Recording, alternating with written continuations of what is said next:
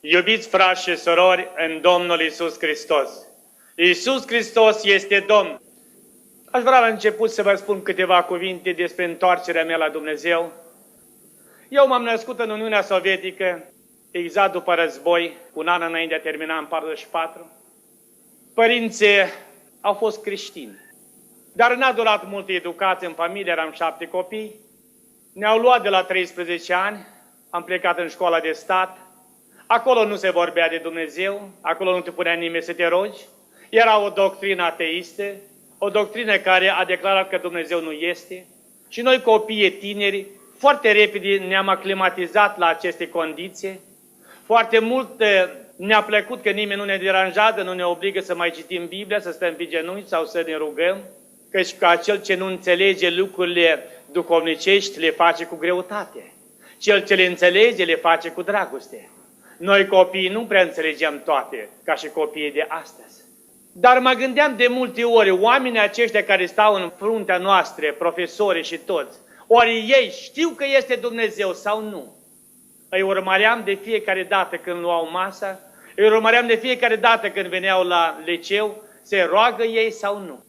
Și de fiecare dată vedeam că nu se roagă.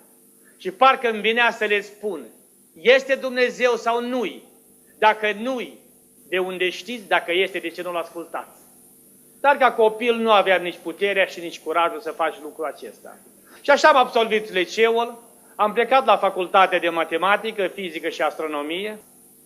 Absolvind această facultate mi-am dat seama de multe lucruri. Unul din profesori, când studiam corpurile cerești, ne spunea despre mișcarea lor. Și spunea că este o mișcare atât de bine determinată. Rotația Pământului, Soarele, stelele, Luna, toate. Dacă una din corpurile cerești ar încurca calea ei să treacă pe orbita alteia, s-ar prăbuși tot universul. Și atunci l-am întrebat, dar cine a pus așa o strictețe, așa o lege care o păstrează tot ce vedem noi cu ochii noștri? Și dânsul s-a uitat și a spus, nu mă întrebați pe mine, întrebați-l pe cel ce a făcut tot ce vedeți. Și ne-am dat seama că există un profesor care știe absolut totul.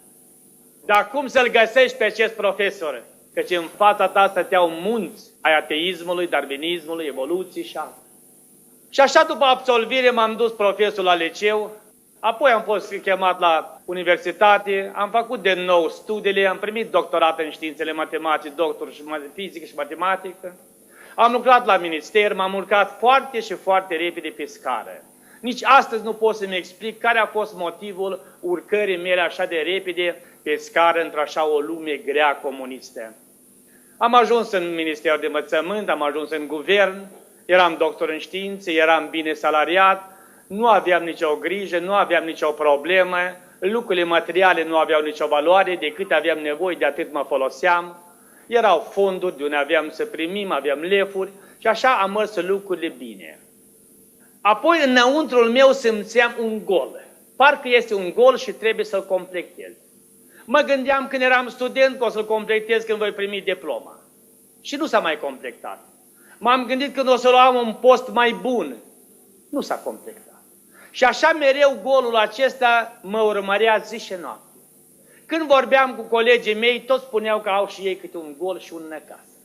Dar unii îl căutau să-l completeze. Unele cu distracție, alții cu fumatul, alții cu alcool, alții cu sportul și îl împlea golul acesta. Dar pe o clipă scurtă și iară de nou apărea.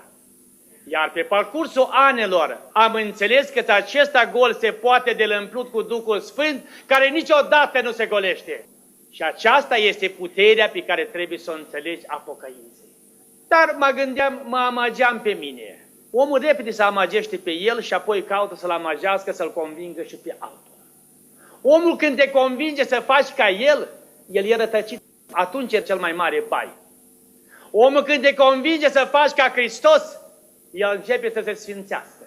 Eu mă convingeam pe mine că o să mă pocăiesc când o să mă la pensie. Dar ca om de știință, doctor în știință, grad militar ajuns până la general major aveam, mă la pensie trebuia să mă la 65 de ani și am spus că atunci o să mă pocăiesc. Dar nu aveam siguranța că eu ajung vârsta de pensie, depășesc sau nu ajung. Și auzeam o voce, dar tu ești precis că vei trăi 65 de ani? Și când îmi spunea cineva de pocăință, îl sfătuiam și pe el. Lasă-mă că când ești la pensie, pocăi și tu. Domnul Iisus n-a venit să facă lucrările ce este cu pensionarii numai, ci a venit să facă cu toată omenirea. Și El a spus că se va scoate cuvinte de laude din gura pruncelor, nu numai din gura celor cu piele albă. Lucrurile acestea ne se păreau nouă când ar fi parcă reale. Dar de ce? Motivul era unul. Nu vroiam să pierd lucrurile lumii. Lucrurile de lume, dacă vreți să fim sinceri față de noi, ele sunt frumoase. Ele au valoare, dar sunt frumoase și valoroase pe un timp scurt, pe câteva zile și apoi s-au prăbușit și s-a terminat. Și atunci rămâne judecata.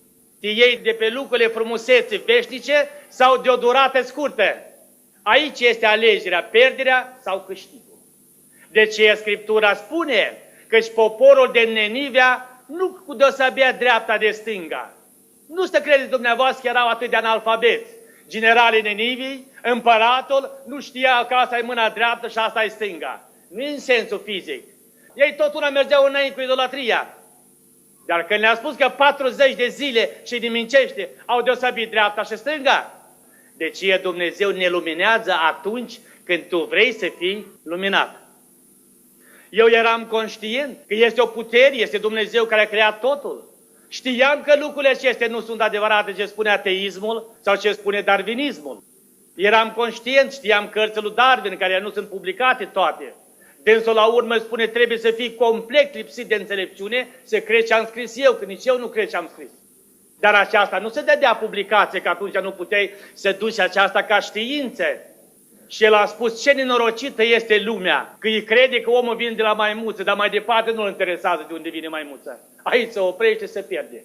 Cine întreba de unde vine mai departe? Bine că știi de unde. Lucrurile acestea mă frământau mereu și vroiam, dar mi-era frică să pierd lumea și lucrurile lumii.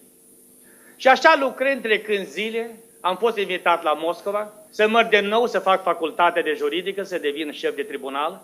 Ne-a adunat din toată Uniunea Sovietică 25 de oameni, care deja aveam câte o facultate, eram doctor în științe. Și când am venit am spus că nu mai pot să învăț, că m-am plictisit de atâta școală. Dar discuția a fost scurtă, a spus la aici, în office nu vorbește nimeni decât eu unul singur.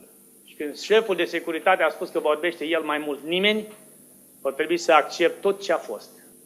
Și am devenit student la Moscova și ne citea lecții odată pe lună venea, era vicepreședintele Suslov după Brejnev, și dânsul venea cu o gardă puternică, era frică de viața lui, credea că viața lui depinde de gardă, era frică de cei ce l-au ales pe el, de oameni, el se separa de oameni care l-au votat. Asta era o frică mare și mă uitam la el și mă gândeam în gândul meu, de cine ți-ai frică? Doar noi când intrăm în clasă suntem controlați ca la avion și tu mai vii și ți-ai frică, pe acoperiș stau câteva sute înarmați și ți mai frică, mai iei cu tine nu între 200, te duce. Ce înseamnă să te temi de viața aceasta? Te ții de ea cu mâinile, așa cum ai ținea două bulguri de zăpadă și a strângi puternic, le deschis mâna, ți-a rămas numai un strop. Asta este viața ta. Și dacă aici nu o faci bine, ai rămas cu un strop și acela s-a evaporat. Și dânsul spunea că Dumnezeu nu există. Și trebuie să luptăm împotriva creștinilor. Și atunci, într-o zi, a primit o întrebare de la un student musulman. Dacă Dumnezeu nu există, la ce rost are să luptă împotriva creștinilor? Ei, dacă nu au un conducător și un stăpân, ei se vor risipi de la sine și se va pierde totul. Și dânsul a spus, nu, Dumnezeu există, dar noi i-am declarat război și dacă distrugem toți creștinii, nimeni nu va mai pomeni numele lui Dumnezeu, biruința-i de partea comuniștilor. Iată, acesta era lozinca de distrugere a creștinismului. Și dacă aceasta face Moscova, fac toate țările de impactul la Varșovia și aceasta va merge că lumea musulmană. Nu sunt probleme, cu Africa nu sunt probleme și așa mai departe. Și pentru aceasta dânsul a spus că e nevoie ca în fiecare țară pe globul pământesc să fie instaurat puterea unui partid comunist. Și au reușit să aibă în fiecare țară partid comunist și în Vatican au avut cel mai mic de 13 oameni. Deci au reușit primul pas să-l facă. Dar al doilea să distrugă creștinismul n-a reușit. Din toate colțurile Uniunii Sovietice, care e o țară destul de mare, de la Japonia și până la Germania, veneau zilnic scrisori la centru de la Moscova că numărul de creștini crește. Ei au fost îngroziți. Hotărârea să-i distrugi, din coace îi creșteau. Se botezau noaptea, făceau biserici în pământ Se rugau, trecea cu tancuri și amesteca cum a făcut Pilat cu galileenii. Pământul amesteca cu creștini și au rămas mormintele și ase în pădurile Sibire. Dar numărul lor creștea. Cu puterea lui Dumnezeu nu poți să te lupți. Vă aduceți aminte ce spunea Pilat lui Iisus Hristos? Adă niște martori în favoarea ta că eu am putere să te scap și am putere să te dau la moarte. Ce i-a spus Domnul nostru? Tu nu ai putere, Pilate, dacă nu ți-ar fi dat de sus. Tot atât ai putere cât îți dă de sus. Dar tu jos n-ai nimic. Aici jos nu este putere, aici este dezordine. Și puterea ți-o dă numai cel de sus. Le îngădui pe toate. Și așa am terminat învățând la Moscova. M-am împrietenit cu un student care tatăl lui era șeful de securitate a statului major. Dar noi nu prea vorbeam la început 2-3 ani, că fiecare eram pus să ne urmărim unul pe altul. Și vorbeam noi cum vorbeam, dar cu gândul făceam ce ne porunceau. Apoi mai treptat ne-a venit mintea la loc și ne-am gândit ce rost are să ne urmărim noi unul pe altul, că destul ne mai urmăresc și ceilalți. Și atunci am început să mai ne împrietenim și am ajuns într-o bună zi, am avut ocazie, posibilitate să intru într-o bibliotecă secretă în sub pământ, care există și astăzi. Și m-a interesat foarte mult să vedem, de acum că era Dumnezeu, eu eram convins. Vroiam să știu, a fost Domnul Iisus Hristos sau nu. Că toți spuneau că asta e un evreu care a fost în veacul întâi, nu negau. A fost un evreu deștept, a făcut ce a făcut el și a murit și noi. Pe mine m-a interesat să-l văd, dacă acesta a fost Fiul lui Dumnezeu, noi nu avem nicio șansă să nu ne pocăim și scăparea noastră e prin el și mai mult noi. Ajungând în această bibliotecă, m-am dus să văd, l-am întrebat ce există din veacul întâi. Și dânsul mi-a spus, din veacul întâi este foarte multă literatură și obiecte care n-ai văzut de când ești. Când a apăsat pe niște butoane, s-a desfăcut podeala, s-a ridicat în sus rafturi, s-a ridicat în sus mese, acolo am văzut scaunul de domnia lui Pilat, a lui Irod, acolo am văzut pe veredictul lui Hristos care l-a dat la moarte, semnat de mâna lui Pilat, scris cu mâna lui. Acolo am văzut masa unde a cinat Hristos ultima dată cu cenicii, acolo erau scaunele, hainele, mântaua lui Pavel de la închisoare aduse, acolo erau lucruri și lucruri despre care ai putea să vorbești o săptămână câte au fost acolo lucruri, de care îți sta mintea în loc cum a putut mâinile oamenilor cu 2000 de ani în urmă să le prelucreze mai precis decât acum cu orice mașină sau computer. Greu ar fi să spunem că atunci au fost oameni analfabeți. Apoi am văzut acolo o mulțime de cărți nenumărate. Și atunci m-am dus la cărți să văd ce cărți sunt acolo. Cărțile erau toate făcute de piele, de culoare cum este cafeaua cu mai mult lapte, deschise. Cărțile au diferite dimensiuni, cam a venit 1 metru pe 80 de centimetri, mai mici, mai mari, încuiate de jur împrejur cu 3 la cărți, fiecare avea încuiate, scrise cu un fel de cerneală albă sau neagră, printre rândul lăsat mult și tradus în limba slavonă. Limba slavonă este limba originală rusă veche. Și am cerut cartea de alfabet să văd dacă a existat Hristos în istorie în veacul întâi. Fiindcă din Biblie știam totul, că Biblia noi am învățat-o și o învățam. Dar am vrut să văd dacă istoria a fost această persoană sau nu, că indiferent ce a fost el, dar trebuie să fie și în istorie. Și la Iisus am găsit vreo 42 sau 3 de Iisus. Și am spus, e imposibil să-l găsesc pe cel real. Când m-am dus la alfabet în jos, la alfabetul slavon, la Hristos, numai unul singur. Și am cerut să-mi dea voie să citesc cartea despre Hristos. Carte care era scrisă în veacul I pe timpul Imperiului Augustin. Și atunci acesta șef, general, a spus, ce vrei să știi despre Hristos? N-ai destul cât ai citit în Biblie? Și am spus, da, acolo scrii și despre el, și da. Și mi-am dat seama că el a citit și el cartea aceasta. Și am luat această carte și vă spun numai 2 momente, deci cartea era groasă, mare. E o noapte să vorbesc despre ea. 2 momente care sunt cele mai importante, mai ales pentru toți și mai ales pentru tine. În primul moment scrie așa, m-am uitat cine a scris cartea. Dacă a scris-o cineva din apostoli, nu mai citesc, eu știu tot ce a spus apostoli în Biblie. Că noi Biblia la facultate am învățat-o și am dat examen, trebuie să știm 200-300 de versete pe de rostul din Testamentul Nou și Vechi. Nu ca să credem, ci ca să putem vorbi cu creștinii. Și atunci m-am uitat la această carte, a scris-o Claudius. Am vrut să văd ce poziție a avut el în veacul I, de când a fost Hristos pe pământ. El a fost șef de cancelare în Imperiul Roman ca ministru treburilor externe care este astăzi.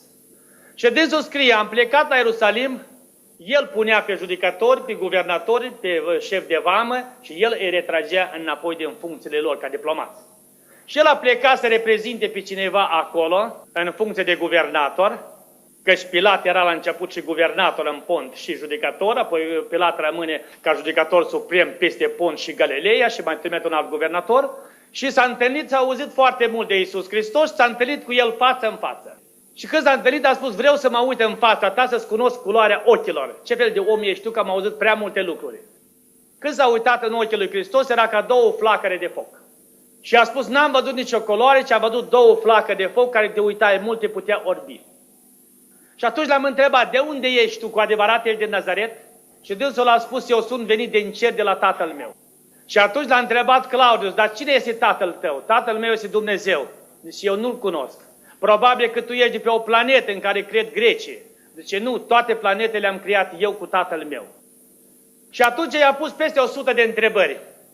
I-a răspuns la toate întrebările cu răspuns perfect, încât Claudius, om de știință, om mare, a spus așa răspunsurile, n-am putut să aștept de la Cezar. Dar cu atât mai mult tu cunoști și gândul meu. Ce școală ai învățat pe pământ? Și Domnul Iisus i-a spus, eu n-am învățat nici o zi pe pământ. Dar de unde știi totul? Păi eu sunt începutul înțelepciune. Dar Claudiu spune, cum poți să fii tu începutul înțelepciune dacă tu ești mai tânăr decât Cezarul? Păi eu l-am creat și pe tine și pe Cezar. Și el a spus, eu așa ceva nu pot să înțeleg. Cel tânăr să-l creez pe cel bătrân. El vedea numai fizic. A rămas uimit de toate. Și în timpul acesta vine un evreu cu mâna dreaptă paralizată și îi spune lui Domnul Iisus, Rabune, că așa îi spune în limba ebraică. Mâna mea dreaptă e paralizată de naștere. Am copii, soție, nu pot să-i hrănesc, aici Sinedrul m-a declarat blestemat. Și eu trebuie să lucrez cu mâna stângă, dar numai ce să nu mă vadă nimeni. Nu pot să mă întrețin familia. Și am venit mulți kilometri să te găsesc. Și fă ca mâna dreaptă să-mi fie de folos ca stânga. Și l-a întrebat Mântuitorul, dar tu crezi că eu pot face așa ceva? Deci tu poți, fiindcă ești Fiul lui Dumnezeu. Și el a spus, la credința ta, să-ți fie mâna dreaptă de folos ca și stânga. Parcă s-a auzit o întunere de ploaie și mâna a funcționat. Claudiu spune, am rămas străpuns. Evreii l-au îmbulzit pe Hristos și au spus, tu n-ai avut voie să vii nici un blestemat. Și mai ales în ziua aceasta sărbători, avea o sărbătoare. Și atunci Claudiu n-a vrut să intre în discuție și în ceartă cu evreii, a plecat drept la pont și a spus lui Pilat, tu știi ce om este pe teritoriul acesta? Cu adevărat ochii mei l-au văzut. Face lucruri care nu le face nimeni. Știe ce gândești și știe ce vrei să faci în viitor. Și Pilat îi spune, știu că copilul meu s-a născut paralizat. Soția l-a dus cu căruciorul în sinagogă, s-a atins de el și a venit fără cărucior acasă. Vă dați seama ce tragedie mare! I-a vindecat copilul și el dă sancție să-l dea la moarte. Dar dacă ar fi numai atâta tragedia, tragedia este și mai mare. Mâinile acestea lui Hristos, care l-a făcut pe om, căci Dumnezeu a făcut totul prin Fiul și conduce totul prin Duhul Sfânt. Și când Tatăl i-a spus Fiului că am primit hotărâre să-l facem pe omul acesta și l-au modelat cu mâini și au făcut un om de lut, ca un monument. Și Fiul a întrebat pe Tată, Tată, ce facem mai departe cu el? Și Tatăl a spus, am să-i dau viață, cum v-am dat la tot universul.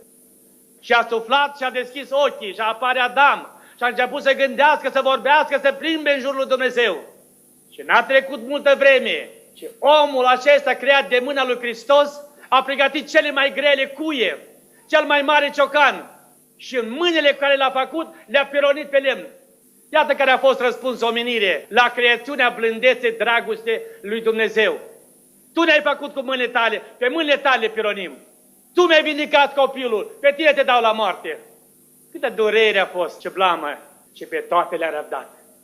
Câtă durere și blamă când a strigat poporul. Iisus la moarte, Baraba la libertate. Ce-au făcut evreii? L-au declarat pe un ucigaș, Fiul lui Dumnezeu, iar pe Hristos tălhar și l-au pus pe cruce. Câtă blamă a răbdat el când te gândești ce stă în mintea loc. Când a venit Sinedrul în fața lui și îl întreabă, cine ești tu? Tu ești din Nazaret, ce vrei să faci la noi? Noi suntem fiii lui Avram și nu vrem să avem nevoie de învățătura ta. Și el a spus, dacă aș fi voi fiii lui Avram, voi nu m-ați omorât pe mine. Ce au strigat Sinedrul? Noi suntem cu adevărat fiii lui Avram și nu suntem născuți din curvie. Și au ratat cu degetul la el, că tu n-ai tată, Iosif nu ți-i tată, tu ești născut numai de Maria, cine știe cu cine? A răbdat și această blamă. Iată care este haina lui Hristos pe pământ. Asta este haina de ocară, haina de pironit. Îmbracă-o că în schimb te vei primi haina de slavă. Ăsta este Dumnezeul nostru prin care trebuie să trecem și trebuie să mergem, este drumul nostru trasat. Și atunci mă gândeam, ce să fac eu? Și când am văzut aceste lucruri, s-a dus mai departe Claudiu și a spus lui Irod. Irod a spus, eu n-am nimic cu Hristos. Poporul vrea să-l judece la moarte, fiindcă el vrea să fie împăratul lor. Apoi s-a întâlnit cu fiul lui Zacheu, care era șef de frontieră la Samaria de Nord. Apoi s-a întors și a declarat totul la Cezar, ce s-a întâmplat. Cezar a spus, scrie o carte, scrie de amănuntul toate întrebările, răspunsul și pune pe masă să fie o taină. Căci omul acela ne-a adus numai tulburări în tot imperiul. Nu a durat multă vreme și Claudiu primește invitația să plece la Ierusalim să se întâlnească cu cel ce a vorbit, a fost răstignit, mort, a înviat și are ultima ședință cu ai săi. A declarat la Cezar, Cezarul i-a spus, ia o gardă de onoare și pleacă să scriem de amănuntul tot ce se va petrece. Că la urechile mele a venit Ana și Caiafa și mi-a adus un testament pe masă, unde ucenicii l-au furat și vreau să-l îmbrace într-o haină albă, să-l aducă să facă un teatru, să scoată bani de la evrei. Și dacă lucrurile sunt așa, toți care au făcut acesta să fie executați pe loc. Iar de altfel cercetează cu deamănuntul. Să-l vezi cine este. Este acel ce ai vorbit tu sau este altul? O poruncă aspră a primit de la Cezar și a luat o grupă de ostași, se spune nenumărați, și a plecat la locul de întâlnire. Asta e al doilea moment din carte. Și a ajuns la locul de întâlnire și erau evrei nenumărați. Au venit, au așteptat, unii s-au descurajat, cum și noi de multe ori ne descurajăm, că ne rugăm și nu ne răspunde pe loc. S-au descurajat, s-au dus și alții au rămas, s-au certat între ei, că evrei cam se ceartă, așa e natura evreilor. Și atunci unul a spus că eu l-am văzut mort, unul a spus că mortul nu mai învie și deodată o putere nevăzută a mânat poporul în părți și în mijloc a rămas o are goală, liberă și toți se uitau ce se va întâmpla, dar nimeni nu putea să mai vorbească. Puterea aceea a paralizat pe toți, numai se uitau cu ochii. Irod a trimis și el o grupă de aprozi care stăteau ca stânce de piatră cu sulița în mână, cu coiful pe cap. Așteptau să vie Hristos la Aristea să le ducă lui Irod. Aceștia așteptau să le iei să-l aducă la Cezar. Deodată nimeni n-a văzut, în mijloc apare Hristos, așa cum au spus ei în haine albe, dar nu mort, ce viu. Și a spus, pace v-am adus vouă la toți. Când a spus cuvântul pace, toți au început să capete de putere să poată vorbi. Dar n-avea nimeni dăzneală să se miște, numai se uitau să vorbeau unul cu altul. Și strigau, cu adevărat Hristos a înviat. Claudiu spune, am ieșit din toată mulțimea și m-am dus în fața lui și am vrut să mă conving, acesta e Hristos care l-a răstignit sau e altul. Și am vrut să-i văd ochii lui. Și când m-am apropiat în fața lui, ochii cei doi erau ca și înainte, ca două flacări de foc. Și m-au paralizat și am început să pierd puterea și orientarea. Și el mi-a spus, Claudiu, nu te teme, căci nu multă vreme în urmă am vorbit cu tine. Și am rămas străpuns că l-am văzut. Și când în mulțime a strigat, arată-ți palmele, le-a ridicat în sus și le-a întors. S-a văzut toate semnele cuilor. Și un vânt lin i-a suflat o haină lungă, albă. Și haina s-a desfăcut. S-a văzut în coastă cum a fost și haina înapoi s-a pus la loc. Au rămas toți stângi de piatră, văzând minunile acestea care s-au petrecut. Învățând-le pe ucenici, ucenicii au început să plângă, să nu-i lesă, să iei cu ei sus. El a spus, nu pot să eu să fac împărăția Tatălui numai din numărul acesta. Dar mă întorc și vă trimit pe Duhul Sfânt care va rămânea pe pământ până când se va împlini numărul pe care Tatăl l-a stabilit. Și deodată o putere nevăzută a început să rădice încet în sus și el a început să plângă. Și Claudiu scrie în carte, atât de milă mi-a fost. Omul acesta, venit din cer, atât de mult a iubit lumea aceasta rea și pe mine m-a iubit. Și-a dat viață, a murit, a înviat și că plânge după ei. Și un nour mic a venit din ziua mare, senină, și l-a acoperit și a plecat în sus. Claudiu ce scrie în carte la sfârșit? Eu n-am putut să mă închin lui Hristos, că am fost în slujba Cezarului. Și Cezarul era declarat zeu în tot imperiul, în veacul I. Dar am scris ce am văzut cu ochii și am auzit cu urechile, căci Hristos nu e aparține pământul, ci e din cer și a plecat în cer acasă. Și le-a spus la cei ce au răbdat că le-a pregătit un loc împreună cu ei. O, cine mi-a pregătit mie loc? Cu asta se încheie cartea. Dovada vie că Hristos e Fiul lui Dumnezeu. Și le-a spus la ucenici, în plecarea mea fac un legământ cu voi veșnic. Eu vă promit în fața cerului că nu voi agonisi pentru mine nimic acolo, ci vă voi pregăti un loc sfânt pentru toți. Iar voi să faceți lucrarea mea fără să strângeți pentru voi. Când ne vom întâlni, fiecare va da lucrarea pe față. Și unii au spus, Doamne, dar ce vom face, ce vom mânca, cu cine vom îmbrăca, dacă nu vom face nimic? Și el a spus, lăsați pe seama mea și a Tatălui din cer și veți vedea toate lucrurile. Și într-adevăr, Domnul Iisus nu-și face casă Lui. Nu-și face nimic ce ne face pentru noi, ne pregătește să vină în curând să ne iei la El. De ce noi trebuie comorile să le transformăm în ceri, să le strângem pentru El? Și așa am văzut aceste toate lucruri, trebuia deja să mă pocăiesc, dar mi-era frică, știam ce înseamnă sistemul comunist. Nu mi-era frică mă judecă, dar știam că vor suferi toate rudele până la 7-lea neam, că așa era sistemul acela greu. Dar tot spuneam că mai târziu, devenind și lucrând în sistemul de justiție, judecător și la tribunal, am lucrat și în judecătorie militară și civilă. Într-o zi în ofisul meu, sau office se spune, da? Birou, am auzit vocea care mi-a spus clar cum auziți dumneavoastră pe mine. Astăzi tu trebuie să te pocăiești pentru viața veșnică.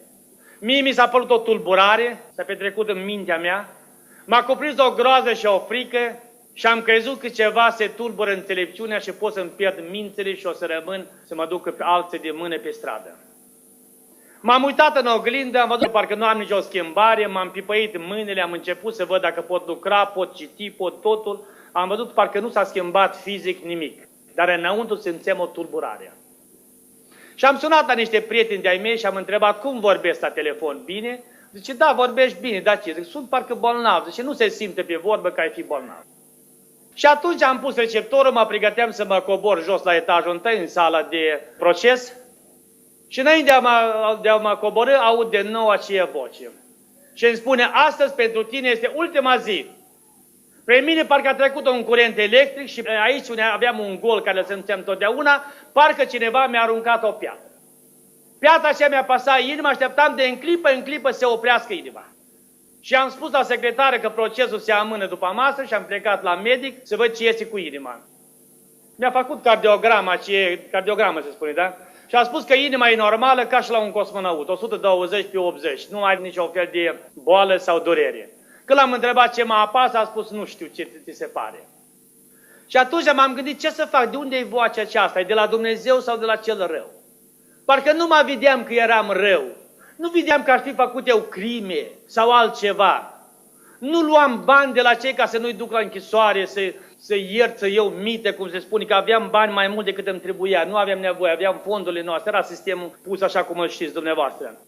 Dar nu e acesta păcatul. Păcatul cel mai mare de neiertat este aceea că nu-L accepti pe Hristos ca Mântuitorul tău. Aici, dacă nu-L accepti, nu ai iertare. Asta e cel mai mare păcat.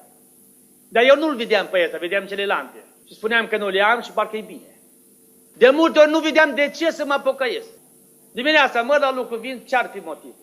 Și atunci am hotărât să sun la, nu știu cum se spune în limba română, care el e pe preoțimea ortodoxă mai mare, pe câteva sute de biserici.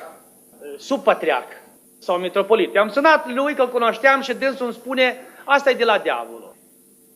Păi tu n-ai făcut crime, Dumnezeu te iubește, te-a ridicat atât de mult în sus, ce vrei să ai și n-ai? Nu vreau nimic, am de toate. Păi nu vezi că diavolul îți bate joc? I-am mulțumit și am pus telefonul. Și atunci am sunat la patriarh după el, că patriarhul e mai mare, poate știe mai mult. Și exact îmi dă acest răspuns. Dar îmi spune patriarhul, eu ți-o dat și un sfat, cum să scăp de vocea lui Satana să nu mai auzi mai mult. Faci tot posibil să vii la mine într-o vinere când se face liturghia de seară. La liturghia de seară eu dau veșmintele mele sfinte jos, te îmbrac pe tine deasupra. Și mai mult tu nu mai auzi nimica. Și pe mine m-a prins parcă o frică că o să rămân sus, nu o să aud nici copiii, că nu o să mă strige. Și am zis, dar nu mai este altă soluție decât această liturghie. Zice, da, mai este o soluție, du-te de urgență, dimineața până la răsărit de soare, găsește 9 catedrale și pune câte 9 lumânări în fiecare, dar la mine totul trebuie să vii. Și am zis, fac întâi primul pas, poate scap cu asta să nu mai ajung la el.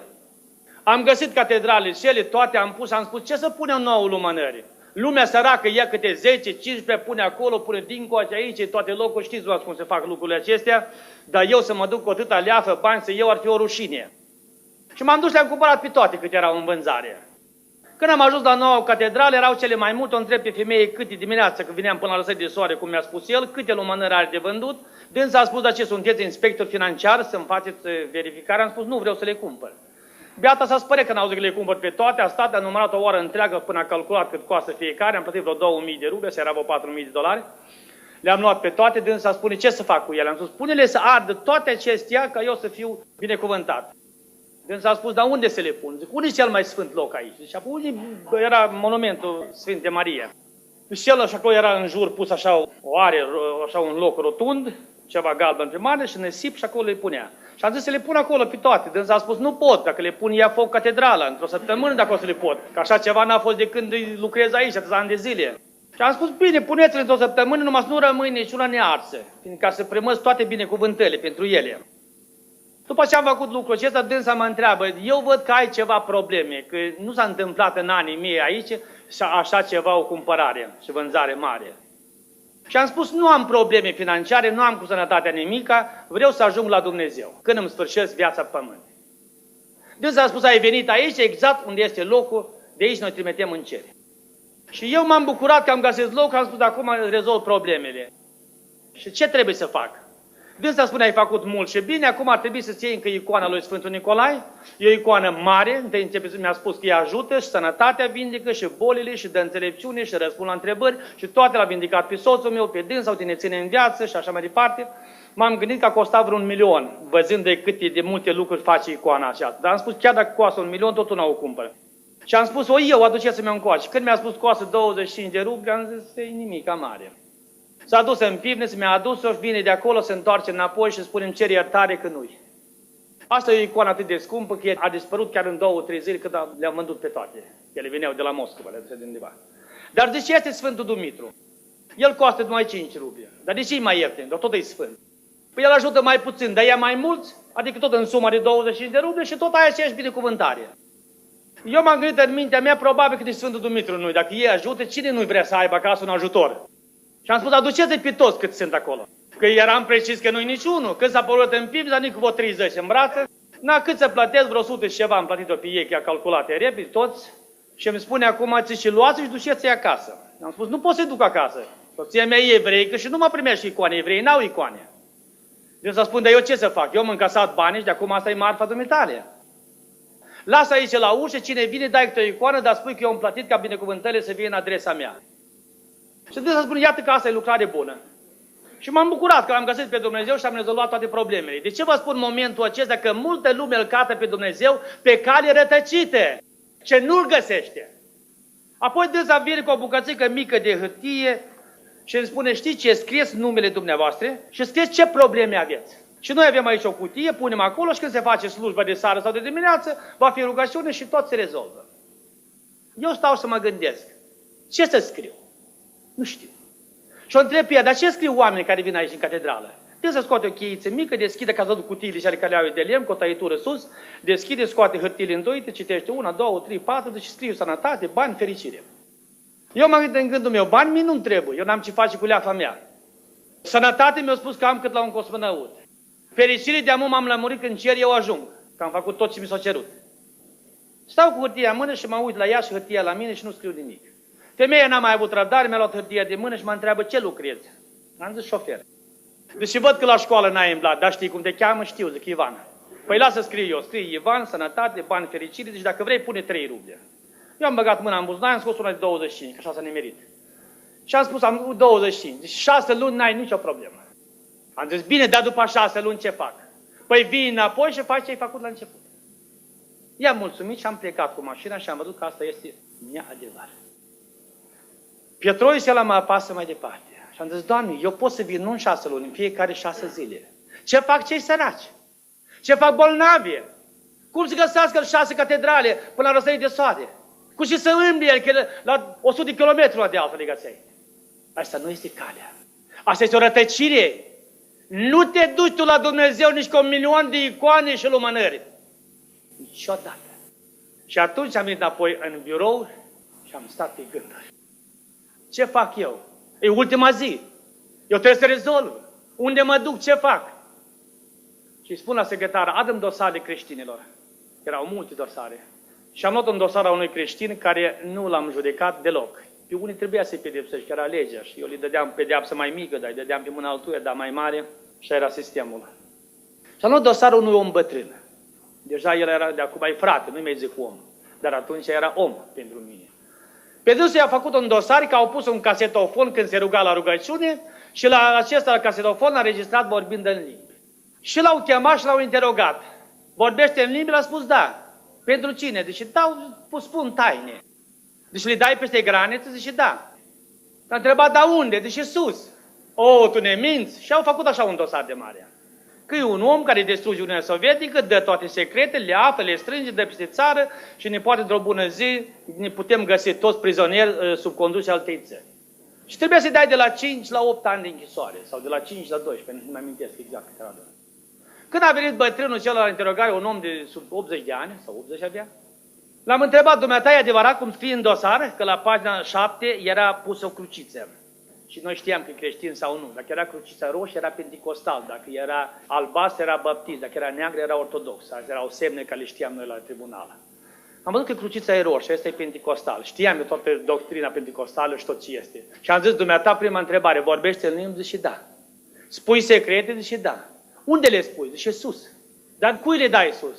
Păi așa și mi le dă, le dau înapoi lui, zice. Că avem o țară acolo și acolo sunt cetățean. Ai pașaport de sus? Zice, da, da, unde el? Zice, aici, în inimă. Atunci am văzut că aici lucru, mi-am dat seama, cunoscând că este aceasta lucru și am spus, acum eu știu toate lucrurile, mai mult nu-mi trebuie nici martori, nici nimic, au adus de acolo, au adus vreo 50 de martori.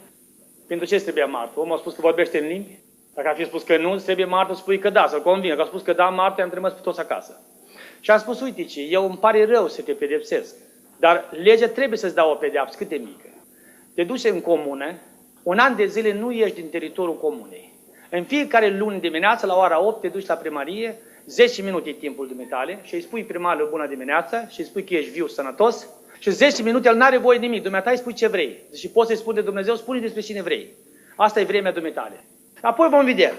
El s-a dus după 6 luni de zile, dar mai devreme, de 6 luni, primarul îmi sună, spune, el pe pocăietul ăsta, că în fiecare lună îmi face evangelizare. Și eu, după veredictul dumitare, nu pot să-i spun nimic, trebuie să-l ascult, stau gura cascat, trebuie să vorbește el. Și mai sunt oameni aici, mi rușine, de ce? Dar eu m-am zis, slavă Domnului că mai sunt, nu ești singură. Și el am chemat la tribunal și am spus, uite, vă ridicăm pedeapsa aceasta după 6 luni. Deci mai lăsați-o cu 6 luni, că lucrarea merge bine. I-am lăsat-o tot anul. Și apoi când eu am văzut dosarul acesta, am spus, mă duc la omul ăsta, să văd ce mă sfătuiește el. Am ajuns la el, dar eram îmbrăcat civil, el nu m-a cunoscut, am intrat cu mașina la poartă, el era în curte, deschis poarta, deci intrați înăuntru, am dat mașina în curte, deci intrăm în casă, frate. Eu m-am bucurat că nu mă cunoaște, îmi zice, frate, zic, înseamnă că e bine, că n-am vrut să mă știi, că e mai bine că nu te știi ce ai fost. Și mă duc la el în casă, zice, frate, dar în casă mă gândesc eu în gândul meu că o să-i spun că nu-ți frate, că să-ți dai seama că nu. I-am spus în casă, când intrăm, zice, frate, hai să ne rugăm. Am spus, îmi cer iertare, eu nu-s frate, eu sunt șef de tribunal. Frate, nu vorbi lucruri slabe. Domnul nu iubește asta, Domnul iubește rugăciune pe genunchi. Acum ne rugăm să-i mulțumim, suntem în viață, ne-am întâlnit dimineața la așa o oră. Mă uit la el, mă uit în jos, în sus, ce să-i spun? Frate, Domnul pe genunchi ne așteaptă. Nu m-am așteptat pe genunchi.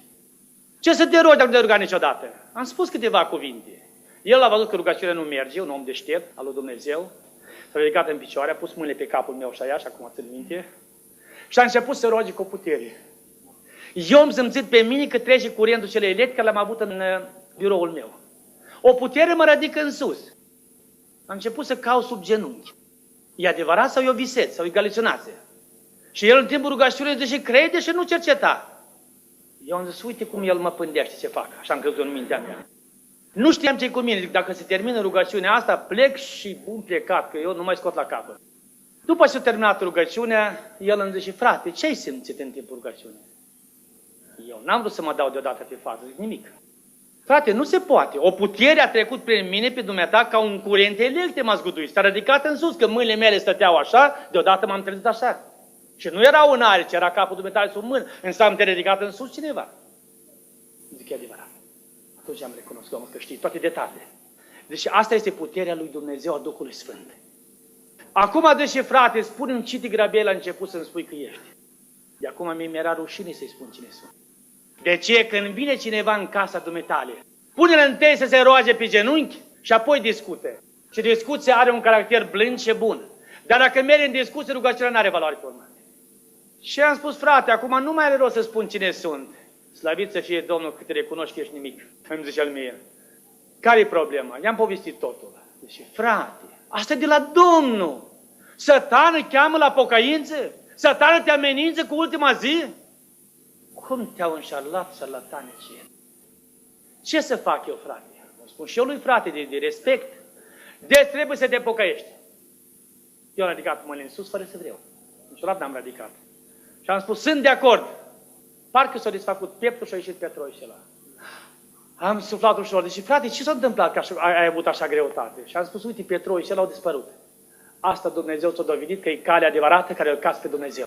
Acesta e drumul. Satana nu m-a lăsat. M-a atacat de nou în prezența lui și spune, bine, tu te pocăiești. Dar dacă familia nu e de acord, ce faci? Eu deja cu o voce domolă, îi spun, frate, dar eu i-am spus că ne pocăim cu toată familia, dar nu știu ce spune soția și copiii. Frate, eu mă aștepta să-mi spui cuvintele astea, că Dumnezeu iubește să vorbești cu familia, că la Dumnezeu familia asta e unitate, unul. Și eu mă gândeam, cum de tu nu spui nimic de familie? Și am intrat acasă și am spus soției toate aceste lucruri, soția când a auzit a spus, nici pe nimic al nume. Dar noi ne-am nebunit. Pe tine afară de lucru, pe mine afară de lucru, care lucra director adjunct la liceu, copiii scoși din școală, nici într-un caz nu este. Du-te, tu nevrei, dar lasă pe noi să trăim. Mă duc la el și îi spun, frate, ce să fac? Uite situația care e. Deci, frate, eu nu am niciun răspuns. Am rămas distrus în clipa aceea când i-am răspuns că nu are niciun răspuns. Dar dăm voie să vorbesc cu Dumnezeu, să văd ce spune Dumnezeu despre cazul ăsta. Și am spus, frate, dar dumneata poți să vorbești cu Dumnezeu, om de 80 de ani fără școală? Frate, dar dumneata vorbești cu șeful? Zic, da. Păi așa vorbesc eu cu Dumnezeu. Dar îmi trebuie o săptămână să mă pregătesc, să vorbesc, că nu pot să merg în audiență la Dumnezeu să deschid ușa cu piciorul. Am și eu nevoie de pregătire, zice. Bine. Am venit pe o săptămână la el și îmi spune, uite ce mi-a spus Domnul. Împarte Biblia dumitale, deci eu nu știu carte, dar spun ce mi-a spus Domnul. În 365 de părți egale, număr cât ai acolo, și în fiecare seară se citește o parte cu familia. Dar în ziua când ai întrerupt, a doua zi o să începi iar la început, dacă vei întrerupe. Să nu întrerupe. Eu mi-am dat seama că aceasta 365 de zile un an și m-am uitat la el și am spus, dar dacă eu mor, eu n-aveam grijă de mine, de dâns aveam grijă că era mai bătrân. Mă gândeam totdeauna că bătrânii mor întâi, pentru că nu-i totdeauna așa. Dar dacă eu mor până atunci, sau poate dumneata se întâmplă că pleci acasă la Domnul și Domnul mi-a spus că nici eu nu mor, nici tu. Amândoi rămânem în viață. Și am venit acasă și am spus soției, citim Biblia în fiecare seară. Deci am citit multe cărți, citim și cartea asta. Când am citit Testamentul Vechi, e greu să te pocăiești la Testamentul Vechi. Că sunt lucruri multe care le știți dumneavoastră singuri. Când vii la Testamentul Nou, aici e problema cea mai mare. Auzeam eu, soția și copiii o voce. Știți care voce? Eu sunt pe cruce. Unde ești tu? În restaurant? În lume? La discotecă? La cinema? Pe stadion? La meci? Unde ești tu? M-a străpuns. Testamentul Nou te zdrobește. 2000 de ani să te aștept la cruce. Unde ești? Ce să-i spui? N-ai timp? Unde te duci? Că eu sunt pe cruce. Ce plăcere am eu pe cruce? Dar pentru tine stau. Și aceasta te zdrobește. Îți zdrobește inima. Cine n-ai fi tu? Când auzi o voce, să fii tu dușmanul lui. Când el strigă, eu pentru tine, tu dușmanul meu, eu stau pe cruce pentru tine. Ce îi spui tu lui? Și atunci și eu și soția și copiii am spus, ne pocăim astăzi. Când ne-am spus, ne-am bucurat, ne-am rugat, bucuria a fost scurtă de câteva minute. Satana vine și spune, lasă-i pe dânsi, tu mai stai vreo 2-3 ani până mai agonisești ceva bani, să-ți faci undeva o casă, că stăm în casă de stat, noi nu aveam voie să avem case particulare, ca să nu te scoată afară. Și Satana vine cu niște sfaturi așa care parcă ți-ar părea la început acceptabile. Și m-am dus a doua zi la frate după toată aceasta, l-am dus acasă, să-i spun bucuria, nu m-am ajuns la dâns, el îmi spune să nu vorbești nimic, îmi pune mâna la gură și mi-arată. Am crezut că cineva de la securitate îi face verificare în casă, poate eu găsit Biblie sau eu știu ce eu mai pus casetofoane. Dânsul spune, uite ce, eu nu știu carte, nu știu când ai terminat tu Biblia și ce ai făcut. Dar Domnul la sală în rugăciune mi-a spus că ai terminat de citit totul și soția și copiii au strigat că vreau pocăiți și v-ați bucurat și ați plâns. Iar peste câteva minute, tu ai hotărât să te pocăiești mai târziu să mai strângi ceva pentru ei. De ce? Când am văzut că el știe totul. Și am spus, frate, nu stau o clipă, chiar dacă mă tai în bucăți. Dacă Dumnezeu știe gândul meu și ți l-a spus dumneitale, eu un Dumnezeu prea știutor în toate. Nu mai are rost, frate, soră, să ascunzi ceva. Și am spus, chiar acum. Dânsul zice, dar cum că acum Iana, ce botezi Iana? Nu contează, Iana. Păi zice, și el pe cruce n-a primit botez, pe cruce n-a primit, eu nu-s pe cruce, trebuie să o primesc. Și am primit în februarie botezul, eu, soția și copilul cel mare, celălalt al doilea a primit în America, vreo 2 ani în urmă, când avea vârsta. Când am ieșit, hainele au înghețat, dar înăuntru era o căldură ca vara. Toți au spus că o să murim, că o să avem tuberculoză, nu știu ce. Nu ai nimica că este Dumnezeu. Du-te în brațul lui și nu este nimica. Te temi în brațul medicului? Și toate au fost bune. A venit Satană cu o rușine și a spus, tu să nu spui că ești pocăit, să mai taci. Suna zi și noapte telefoanele acasă și la lucru. E adevărat că te-ai pocăit? Îl punea în receptor. Până când după 2 săptămâni vine un înger al Dumnezeu noaptea în somn și îmi spune, bărbatul, dacă de mâine nu vei vorbi adevărul, că te-ai pocăit și ai făcut legământ cu mine, eu te voi părăsi. Și de frica aceea, de atunci până astăzi, duc vestea bună a lui Dumnezeu. Au încercat să mă dea afară, eu am vrut să las lucrul, să plec, am spus, eu nu pot să fiu și judecător și creștin. Nu mă două profesie. Că judecător trebuie să minți. Așa e mașina aceasta, a judecătorie. Fie în România, fie în Rusia, fie în America. Nu contează, așa e făcută ea, pe pământ. Unul a omorât pe cel mort în cimitir și nu poți vorbi cu el, vorbești numai cu el care a rămas în viață. Ăsta ce vrea ce spune, vrei crede, vrei nu. Dar adevăr, tu nu ai. Și pe baza multor minciuni faci un proces. Dar procesul e îmbrăcat cu minciuni, cu roade uscate, că adevărul nu-l poți scoate. Soțul spune că soția nu face mâncare, soția spune că soțul mă bate. Crede pe amândoi, sau nu crede nici unul. Dar dânsul îmi spune, frate Vicovan, nu poți să lași lucruri, vedem ce spune Domnul. Dar cum, Domnul? Întreabă, zic, frate, dumneata văd că vorbești. Nu, de data asta vorbim amândoi. Zic, frate, dar eu pot să vorbesc cu Dumnezeu, om care numai ce am făcut legământ? Și da. Dar sunt câteva condiții. Și vreau să vă le spun, să le știți și dumneavoastră cât de ușor vorbești cu Dumnezeu. Frate, ce trebuie să fac? Deci e sănătos, da. 3 zile nu mănânci, nu bei. Nu-i problemă. Dar să nu faci post cum fac oamenii în lume.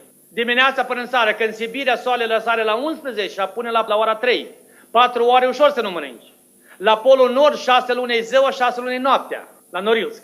Și zici, cum ai să stai tu 6 luni până apune soarele? Te topești. Dar Dumnezeu a stabilit o seară, o dimineață și a fost ziua a doua. O seară, o dimineață, ziua a treia. Încep de astăzi seara de la ora 6 până a treia zi la 6 ai 3 zile, 3 nopți. În aceste 3 zile, 3 nopți să nu te pună firea să te superi pe ceva sau să te deranjezi cu ceva, să stai bucuros. Dacă stai o mână, să strici slăvit să fie Domnul când nu mi-a tăiat capul. Că trebuie să fie jertfă fără cusur. Că postul e cea mai mare jertfă ce o avem noi. Trebuie să citești Biblia numai pe genunchi. Asta este jertfa. El pe cruce, tu pe genunchi. Asta cere Domnul, zice. Să-i cânți, dar eu, frate, eu nu știu a cânta. Păi văd că vorbești, așa să-i cânți. Când în Biblie nu scrie să cânți pe note. Cântați cântări de laudă. Care cântări le cânt? Nu am carte de cântări. Începi la Psalmul 1 până la sfârșit. Și apoi o iei la început. Mai departe, ține minte, tot ce ai economisit de la mâncare în aceste 3 zile, ce nu-s banii tăi. Dacă jertfa nu te costă nimic, în zadar ai postit. Și duci să-i dai la săraci la care nu-i cunoști. Ca nu cumva să-ți mulțumească ei ție, ci să-i mulțumească lui Dumnezeu, că am primit pâine de mâna ta. Iar dacă trebuie să mergi la lucru în acele 3 zile, du-te, să nu te oprești, că Domnul nu se supără. Dar tot ce câștigi în ziua aceea nu e al tău. Zilele cele a Domnului. Dacă vei respecta asta, să vii la mine.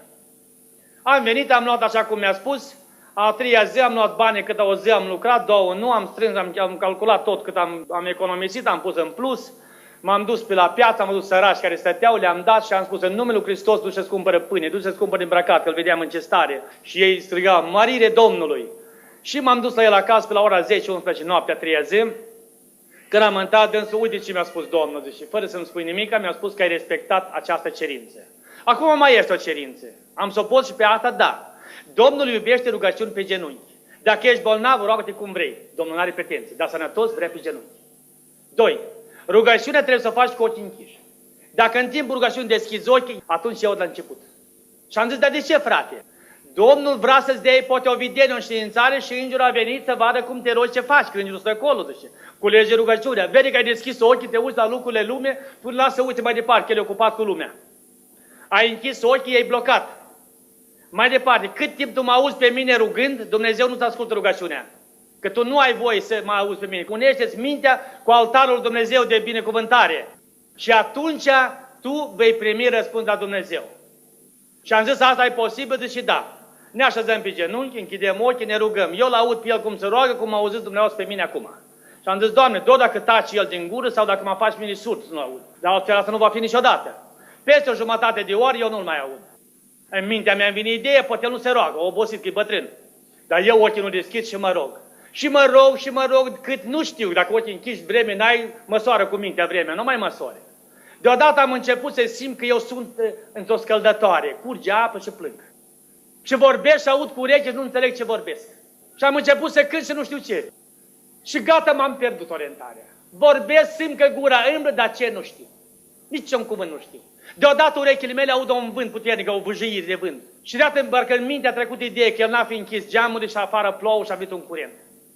După vâjâitul cel s-a făcut o liniște, așa cum se spunea în Rusia, deci ca în mormânt. Și aud o voce. Ascultă, bărbatule, ce vorbește cel ce a făcut cerul și pământul. Eu te-am ridicat mâna mea și mâna mea te coboară. Mai mult nimic. Am deschis ochii, n-am putut să mă rog după aia cuvinte să spun nimic decât amin. Fratele îmi spune, frate Vicovan, ce ai auzit? Uite, frate, uite, asta-i voce, așa vorbește Dumnezeu. De atunci am încercat de zeci de ori Dumnezeu mi-a vorbit cu da și amin. Dar respect o parte a mea ce depinde de mine. Intră în pot, cel mai mult mi-a ajutat Dumnezeu să postez 7 zile. Mai mult n-am încercat. Am zis, dacă mă întorc și voi fi în America o lună de zile să nu plec peste graniță, aș vrea să iau postul lui Daniel de 200 de zile, dacă Dumnezeu îmi dă putere. Dar cel mai greu vine a doua zi, restul a treia, a patra merge ușor. La 7 puteam să continui, dar mi-a fost o frică, eu știu să nu se blocheze sănătatea, dar mă simțeam foarte bine. Dumnezeu mi-a arătat lucruri multe, dacă vă mai întâlni o să vă spun despre toate răpirile și revelații și așa mai departe, numai datorită post și rugăciunii care au avut în urmă. Și atunci am spus că stau, dar de ce stau în post nu știam. Au venit din America misionari și au adus vreo 6 sau 8 mii de Biblie. Nimeni nu vrea să iei, le-am luat. Și am zis, probabil pentru asta Dumnezeu a spus să stau, că toți se tem, dar eu le iau la mine, că n-are la mine să vină nimeni, n-avea drept să-mi facă revizie. Și le țineam la mine în birou și cine ieșea, puneam la secretară la ușă să dea la fiecare câte o Biblie. Le-am terminat de dat, am crezut că asta e tot, dar n-a fost asta. A fost cel mai mare pas pentru ce m-a ținut Dumnezeu să stau în postul acela, pentru ca să ajung la sfatul de celor 75 de oameni mari care nu putea să-i vadă nimeni, nu mă puteai să-i auzi vorbind sau dacă vedeai în audiență era un perete de sticlă, dincolo ei te vedeau, tu nu vedeai nimic, era negru, blocat. Și când m-au chemat acolo ca să-mi dea gradurile jos, posturile, titlurile, toate să mă complet, atunci am avut dreptul să intru și am întrebat, Doamne, ce să fac eu când voi intra în camera acestor fiare? Și Domnul a spus, să duci la fiecare câte o Biblie și sublinează un singur verset, în Marcu 16 cu 16. Și pun la fiecare pe masă o Biblie deschisă. Și am luat cu mine 75 de Biblie în 2 valize, m-am dus, le-am pus la fiecare, la ora 9, la 10 a început ședința, când a intrat șeful, a întrebat cine a făcut asta. Eu m-am ridicat în picioare, am spus cu eu. Și au început să dea așa cu cotul Biblia și a spus că această carte ne poate paraliza dacă o luăm în mână, că nu știm ce-i cu ea. Și am spus, nu vă fi frică, că ea nu paralizează, luați-o în mână fără grijă. Dar dacă nu vă pocăiți, în ziua de judecată vă topește. Dar până atunci veți trăi bine, indiferent ce veți face. Și atunci el a spus la unul din ordonanță lui, ia-o tu în mână să văd, că tu ești mai bătrân, dacă mori tot unul să-mi trându. Acela a luat-o tremurând, bietul, că nimeni nu vrea să moară. Și a tot o deschidea așa cu mâinile, zice, luați-o că nu se întâmplă nimic, luați-o, nu se întâmplă. Și am spus, fără grijă, luați-o. Și așa au luat-o rând pe rând și a spus, de cine ai subliniat aici? Uite ce scrie acolo. Cine crede se botează va fi mântuit, cine nu, se termine. Asta e pentru voi. Aveți răspuns și la prima parte, faci și la a doua. Și apoi m-au întrebat, la ce ai venit aici? I-am spus, dar mi-ați dat scrisoare, m-ați chemat. Păi raportează. Și m-am ridicat în picioare și am spus, Doamne, nu da voi la păgâni să mă judice, că o să distrugă credința. Că mulți dacă o să vadă că îi zbat joc din mine, nu o să mai aibă curaj să se pocăiască. Că aceștia nu sunt altceva decât păgâni astăzi. Și poate mâine vor fi și ei fiii tăi. Când le-am spus păgâni, s-au întristat mai tare. Și am spus, dar în lume sunt două categorii, creștini și păgâni, alții nu sunt. A treia, a patra categorie nu este. S-au certat între ei și nu mi-au făcut nimic. Și au spus, pleacă acasă, că o să-ți dăm în scris ce hotărâm. Și până azi nu mi-au dat în scris.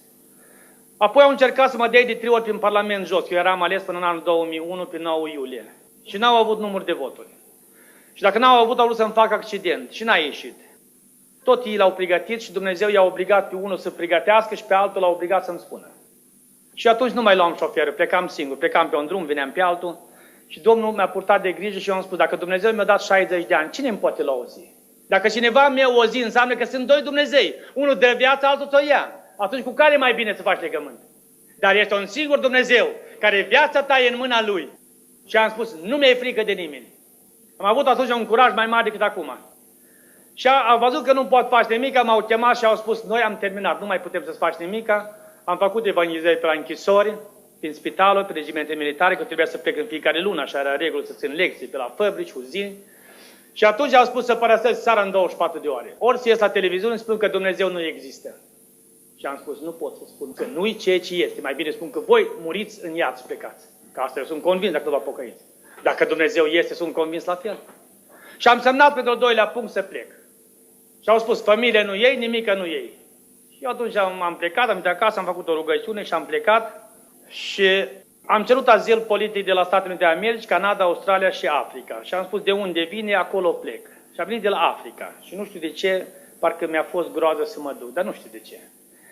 Și am spus, Doamne, dacă în 3 zile nu primă, sau în 5 zile mai mult nimica, atunci plec aici. Și după rugăciune și post am primit și de la America. Și am spus, Doamne, acum am 2 locuri. Care spui să plec?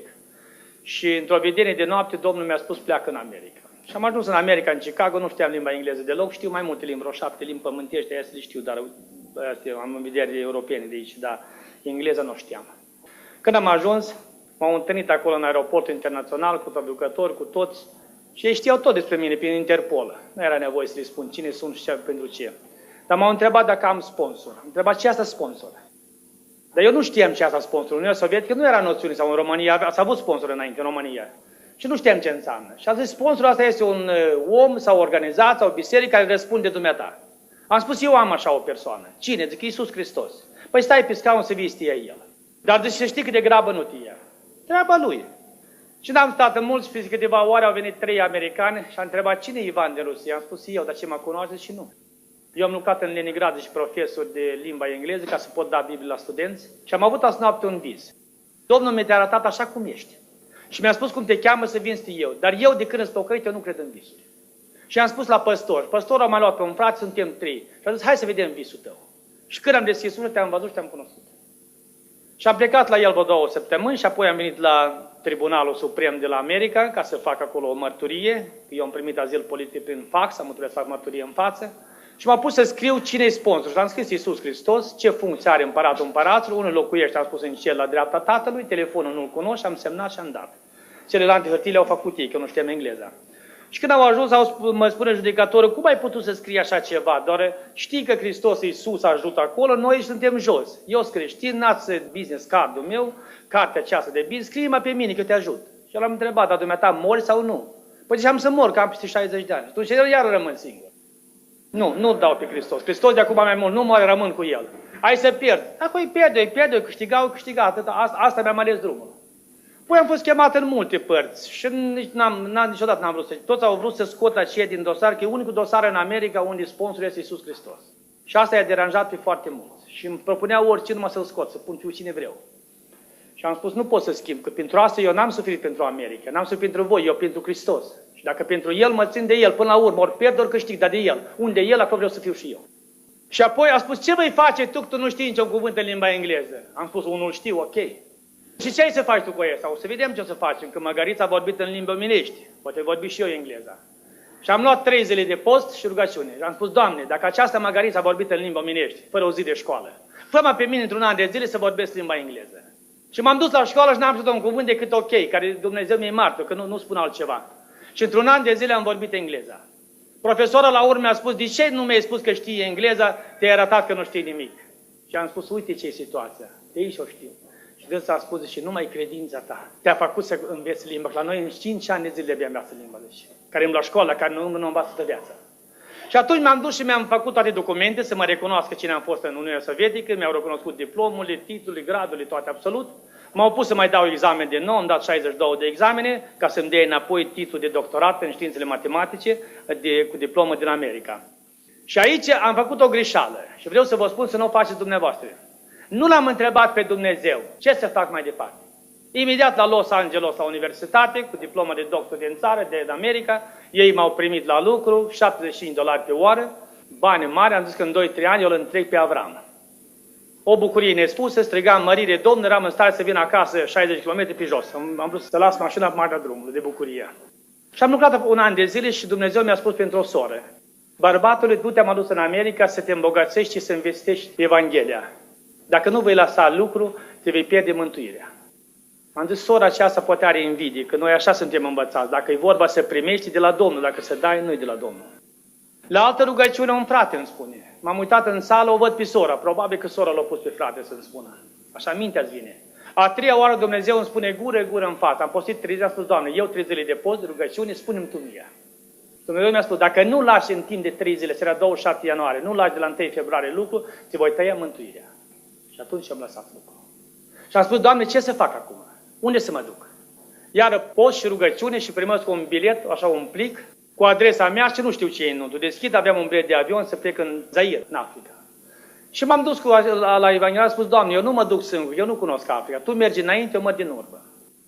Am ajuns în Africa, în aeroport, nimeni nu știu, nimeni nu mă întâlnește. Ce să fac mai departe? Biletul să mă întorc înapoi peste 3 luni. Ce fac eu 3 luni în aeroport? M-am pus pe genunchi și mă rog, cu mâinile în sus.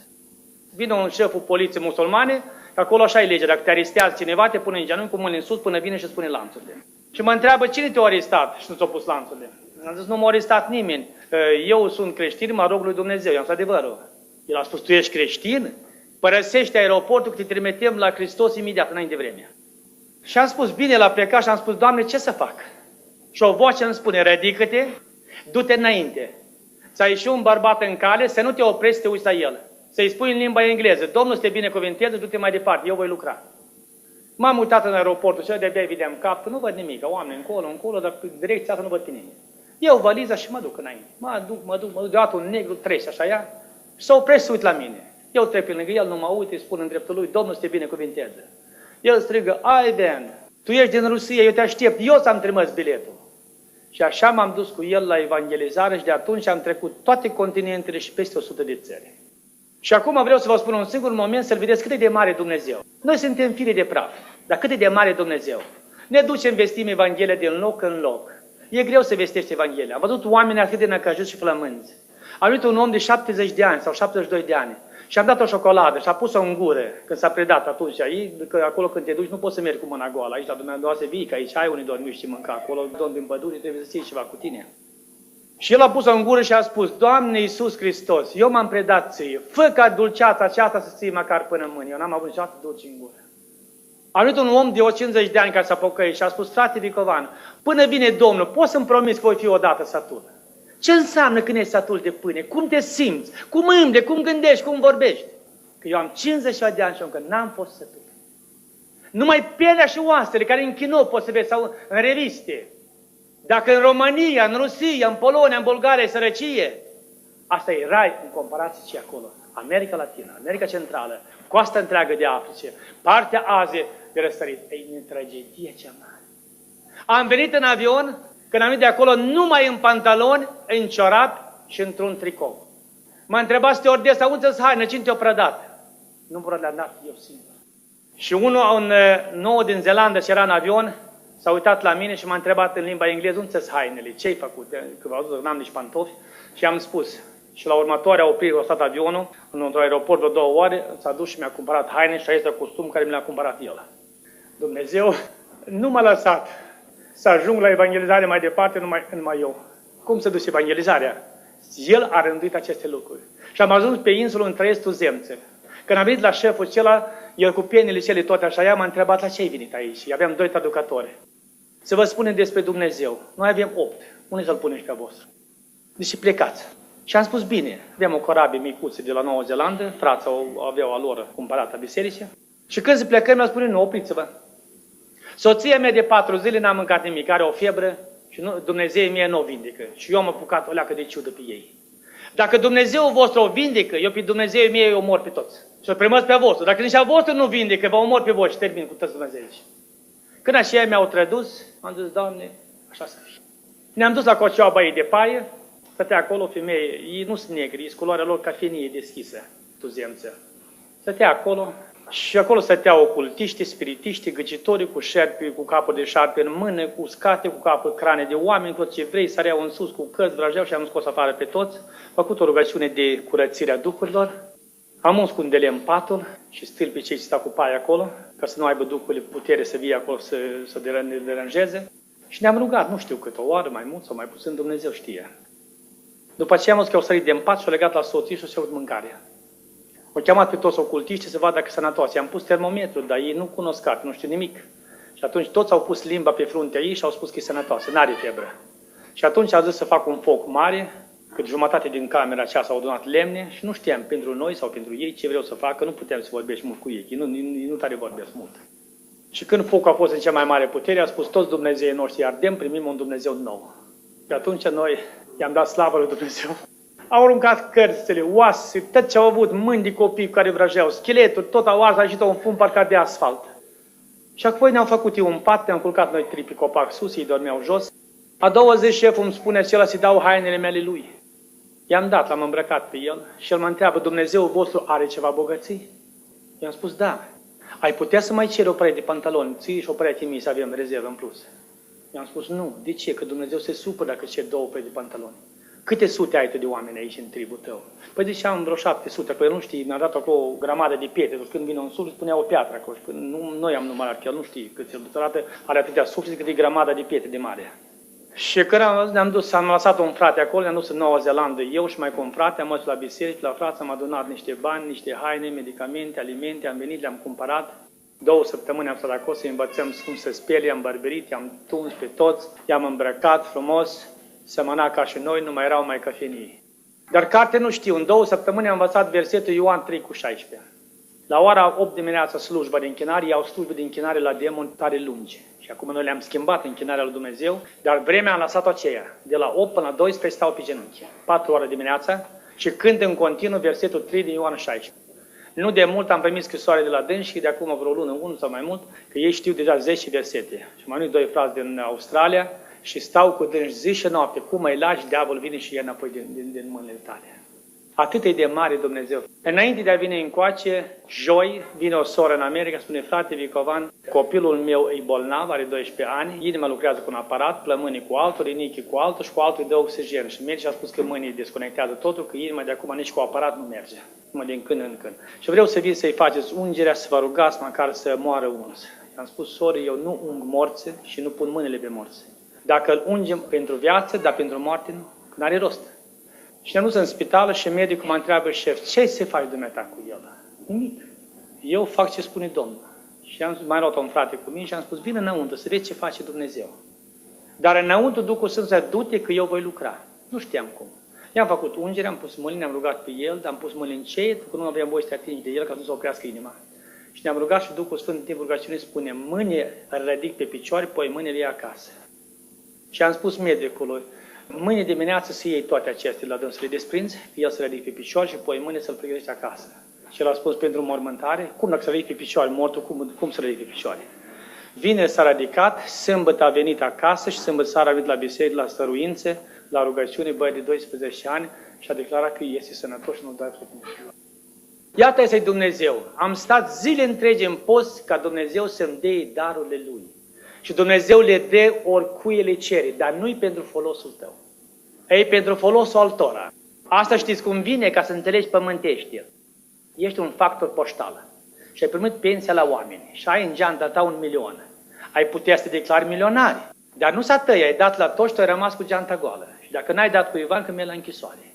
Așa sunt și darurile Duhului Sfânt. Le dă pentru zedirea, vindicarea altora. Eu nu pot să pun mâinile pe mine să mă vindec. Nici de cum. Dar pentru alții dăși, dacă nu le folosești cum vrea Dumnezeu, le folosești cu mândrie, le folosești să storci bani, le folosești că tu ceva ieri, Dumnezeu ți-l ieși, poți sta și închisoare pe urmă. Deci toate darurile îți date pentru zedirea și folosul altora. Și cereți orice dar și Dumnezeu vă le dă, frate și soră. Cere, dar nu cere așa în gol. Pune-se întâi, vin la Dumnezeu cu ceva. La Domnul Iisus a născut un copil atât de micuț. Au venit 3 prinți, se spune în limba română magi. În limba ebraică spune 3 prinți, 3 fii de împărat de la țara de răsărit. Au venit cu mâna goală? Au venit cu aur, smirnă și tămâie.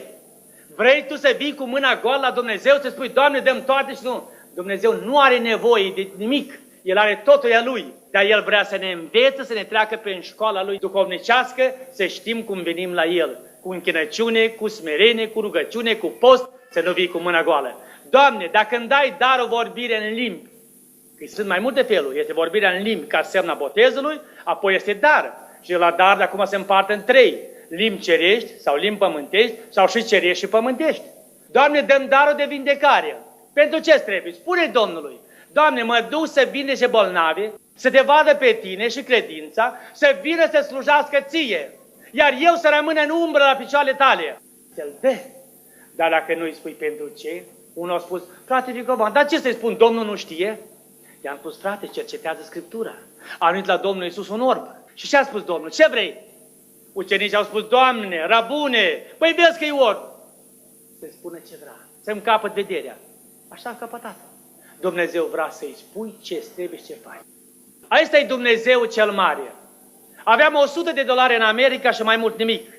Și am spus, Doamne, ce să fac? Cu ce să discut pe probleme? Tu de lucru nu m-ai lăsat?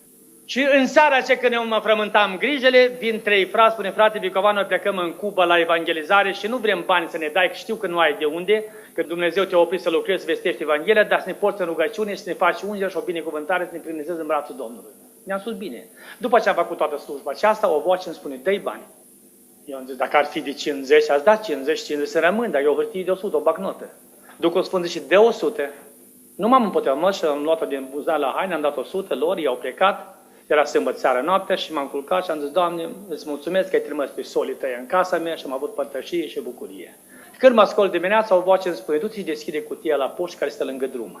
Dar sâmbătă seara la poștă, mai mult nu-i nimic. Închis, am scos totul, duminica poșta nu, era ora 8 dimineața, la slujbă, la biserică. Dar eu nu dau atenție. A doua oară îmi spune vocea. A treia oară mă deschid, găsesc 500 pus acolo. Cine le-a pus noaptea? Și astea nu sunt povești. Eu sunt viu care mărturisesc despre ele, atât aici cât și sus. Nu lucrează Dumnezeu? Încrede-te în Dumnezeu, încearcă în viața ta și fă măcar un primul pas prin credințe. Și vei vedea că al doilea merge mai stabil, cu al treilea te duci ca pe apă. Numai Dumnezeu îți dă toate darurile, frate și sore. Crede-mă pe cuvântul lui Dumnezeu, dar numai să vestești o Evanghelie. Atâta timp cât îi predica această Evanghelie, vei primi toate. Cum predici 2 Evanghelii, nu primești nimic. Dar știți care sunt 2 Evanghelii? Predici Evanghelia lui Hristos, care nu-i lipsită de semne și minuni. Apoi pe o săptămână te întâlnești și bârfești, vorbești de rău, vorbești cu tare și ai luat Evanghelia lui Satană, că asta e a lui. Dar dacă o du-o pe aceasta, nu te interesează ce face din tine. Eu la fiecare evangelizare vă spun și dumneavoastră acum, îmi câștig 100 de prieteni și 10 dușmani. Dar eu nu mă uit la aceasta. Eu nu mă opresc până nu mă oprește Domnul. Puteți, dar eu le-am spus la frați și vă spun și dumneavoastră, dacă vreți să vă certați, nu vă certați unul cu altul aici, certați-vă pe mine. Vreți să vă vorbiți de rău, vorbiți-vă pe mine cât vreți. Că eu când aud că mă vorbești de rău, pe genunchi, poți rugăciune, ca Domnul să-l detrezească, să-l ierte, că nu știe ce face. Nu mă răzbun și nu răspund înapoi cu nimic. Că eu știu că m-am conștient, m-am coborât de sus, jos, prin mila lui Dumnezeu, să îmbrăc hara de ocară. Când a urcat pe Hristos pe cruce, evreii își plecau mâinile. Cum de eu n-am putut să bat un cui în el? Cum de eu n-am ajuns să-l scuip în față? Cum de eu n-am ajuns să-i dau o palmă când era cu ochii legați, nu știe? Își frecau mâinile. Și Ana și Caiafa strigați, citiți istoria Israelului. Nu vă frecați mâinile, că noi încă avem pe mulți de scuipat. Cei ce îl vor urma pe el, i-om scuipa pe toți și le-om pune cu unul de sprijin, le-om bate cuie. Și noi suntem acei ce-l urmăm. Cei ce nu l-au putut scuipa pe Hristos ne scuipă pe noi. Cei ce n-au bătut cuii lui ne bat nouă. Cei ce nu l-au ocărât pe el ne ocăresc pe noi. Merg conștient că asta e Evanghelia lui Hristos și vei vedea ce putere vei primi, ce cât de binecuvântare. Dar nu uita, frate, căci Hristos a spus mie, nu mi-e rușine să vă numesc pe voi, frați, dar nouă nu ne-a dat drept să-L numim frate. Ce-L numim Domn, Mântuitor, Împăratul Împăraților, Stăpân, Fiul de Dumnezeu. Iată, și totdeauna când te duci în magazin, mamă sau tată, și ai 5, 6, 8 copii, și dacă cumperi o pereche de papuci, cumperi la copii 6 perechi la școală, cumpără 7. Spune Domnul Iisus Hristos, vreau să-ți cumpăr o pereche ție. Iată, ăștia te-ai cumpăr ție. Te duci să cumperi niște maiouri, un maiou îți cumpără ție. Cumperi cameș, o cămașă îți cumpără ție, Hristos. Acum ai dus acasă și le-ai strâns, spune, Doamne, eu vreau să le dau ție în cer să-i tremăt. Vrei tu îmbrac, le fă ce vrei, iată sunt ale tale, tu le-ai meritat. Tu ai dat viața pentru mine. Și Domnul ți va spune într-un vis de noapte sau pentru un vas al lui, ascultă suflete, tremete cei ce-ai strâns pentru mine acolo și acolo. Și vei vedea binecuvântările, vei vedea mulțumirea și vei vedea pacea, dar dacă vei lua o părere de pantofi vechi care ți nu-ți trebuie și dai în numele Domnului, El te va întreba, de când eu sunt șef de gunoaie? În numele meu dai, pe când am scris aici să dai din două cei mai buni și tu dai ceea ce nu-ți trebuie ție. De ce mă faci de râs? tot iadul, tot universul să uite și râde de mine, că-și fiii mei pe pământ îmi dau lucrurile gunoaie în numele meu. De ce nu dai în numele soției, soțului, soacrei, mamei, tată? Dă-i ce vechi. Dă-i o haină veche, dar dă-o de dragul tău. Dar numele Domnului du-te și pune deoparte partea lui. Și voi vedea binecuvântările. Eu într-un timp nu dădeam zeciuiala. Am zis, Doamne, eu sunt sărac, n-am nimic, îmi dă la 100, la 10, la îmi plătește lumina, la mâncare. De unde să dau eu zeciuiala? Și într-o noapte, după ce am postit 3 zile și m-am rugat, vine Îngerul Dumnezeu, nu mă stă în lumină, el apare lângă mine. Eu am tresărat și am strigat, de unde ești? Prin așteptate, el a spus, eu sunt un sol al lui Dumnezeu. Uite în fața ta ce vezi, nu văd nimic. Deodată cu mâna văd un perete, mare de vreo 4 metri pe 20, alb. Ce vezi? Zic, un perete. Și a întins mâna lui, o mână lungă, și mâna a întins-o și de aici lui a tras o linie roșie. Deci ce vezi? O linie roșie. Uite sus, au scris data, ora, cine, cât mi-a dat. $100. $10 Domnul nu e dat. Ți-a cumpărat costum de $70, 7 n-ai dat. Ți-a luat pantofi de 30, 3 n-ai dat. Ți-a luat o pungă de mâncare de 50, n-ai dat 5. Datorie atâta. Și am spus, ce să fac? Dacă nu voi achita-o, tu nu vei vedea împărăția lui Dumnezeu. Și am spus la înger, cum pentru asta? Dar de ce spune în Biblie? Se cade omul să mă fure, să mă minte? Și eu am spus să nu datorați la nimeni, nici în cer și nici pe pământ. Și tu ai început să datorezi lui Dumnezeu. Cine a plătit în zău aceea pentru tine? De frică aceea m-am dus și am strâns bani, am mai lucrat până am putut la construcție. Toate cele mai rele lucruri ce au fost la merg, le-am făcut eu. Cu dragoste, ca să simt viața de jos. Și am dat și nu m-am achitat cu datoria, am dat la biserică trebuie să dau, pe la săraci, și îngerul a venit, tot același înger a venit după aceea m-a achitat și îmi spune, tu ești iertat, dar mai mult să nu faci. Ce merit am avut eu în fața lui Dumnezeu că mama m-a născut cu ochi? Și în America o femeie are 7 copii orbi. Ce merit am avut eu în pântecele mamei că am ieșit cu vedere și acela a ieșit fără? N-a fost mila lui Dumnezeu? Acela orb, dacă îi dă Dumnezeu vedere, el dă nu a 10-a parte, dă jumătate, dă totul. Câtă bogăție sănătatea! O femeie americană îmi spune, frate Vicovan, ce să fac? Am 6 copii și unul e paralizat din naștere. 15 ani le întorc de pe parte pe parte. Vă dați seama. Dacă ar fi copilul sănătos, eu sunt de acord să-mi dau în mâinile mele amândouă. Taiete unui bolnav. Dar aveți copii sănătoși. Câte ori ai mulțumit lui Dumnezeu? Oare întregi, nu știi ce înseamnă sănătatea? Să întorci 15 ani pe o parte pe alta, plânge pe fiecare oară că îl frige. Îl pui pe dungă, îl pui pe spate, pe față, îl frige. Câte plângi în acasă? Fraților, mulțumiți lui Dumnezeu, este atât de mare. Lăsați Evanghelia lui Satan. Luați Evanghelia lui Hristos, că vă dă daruri, viața veșnică. Nu vă uitați la cei ce vreau să meargă la pierzare. Lăsați să meargă. Mergi la Dumnezeu. Dar țineți minte că un frate îmi spunea mie în că frate Vicovan, eu mă rog ca și Daniel de 3 ori pe zi. Câte minute te rogi dimineața? Zice 10, la mea 10, seara 10. Cât ai? 30. Dar uite ce scrie în cartea aceasta, unde se ruga Daniel în Cronicile Împăraților. Este cartea Cronicile Împăraților. Daniel se ruga 2 ore dimineața, o oră la mea și 2 seara. 5 ore. Dacă tu te rogi 5 ore pe zi, atunci ferici de tine. Știa că merge în groapa de lei. Câte rugăciuni a făcut? 3. Era primul ministru. Câte rugăciuni? 3. Dar noi ce facem? Când e bine, Doamne, păzește-mă că mă grăbesc. Unde grăbești, suflete? Când mereu, aleluia, Doamne, mai părăsit unde ești. Puneți viața în îndoială cu Dumnezeu și tu 3 rugăciuni frumoase pe genunchi și Domnul te va păzi și din acasă de toate. Venirea lui Hristos atât de aproape că eu de vârsta mea, născut în 44, eu nu trec până nu-L văd pe Hristos venind. Sunt dovezi biblice, am descoperit și revelații care mi-a dat Domnul și dacă o să fie vreme să ne mai întâlnim să vă le spun, o să vedeți măreția lui Dumnezeu. Că nu se meritați. Eu sunt gata să plec de oriunde, din America, din Austria, unde sunt, nu mă interesați nimic. Nu mă ține pe pământ nimic, această haină o pot lăsa 6, dacă este de voi la un sărac și pe asta o las. Mă duc și fără ea. Am fost în România nu de mult, am venit numai cu diplomatul și cu Biblie. M-a întrebat în aeroport, unde ți-i bagajul? Nu am. Cum că din România vin cu 5-6 valize, cu tot fel de bibilouri. Zic, toate bibilourile mele le-am dat în mâna Domnului. N-am nimic. Nu, dacă trebuie și asta, dar nu am nimic. Vreau să vin la Domnul. Nu vă spun să dați foc la casă, nu vă spun să lăsați lucruri, nu vă spun să vă culcați pe stradă, nu. Gândește-te că Domnul a spus, ai unde te adăposti, ai ce mânca, ai ce îmbrăca, puneți o oprire, o barieră și treci mai departe în Împărăția lui Dumnezeu și lucrează. Și Domnul să fie binecuvântat și lăudat în mijlocul dumneavoastră. Amin.